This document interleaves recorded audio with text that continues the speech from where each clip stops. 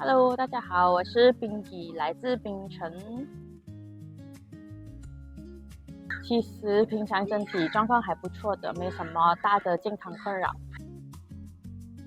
整体来说还是正常，只是偶尔喉咙不舒服，出现咳嗽的状况咯。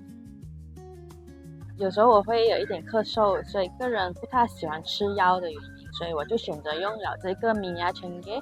使用后呢，咳嗽真的是减轻了不少，然后喉咙也会比较舒服咯。以我的经验来说，大概几个小时就会得到舒缓哦。我会介绍给身边的朋友，因为自己用了有效果。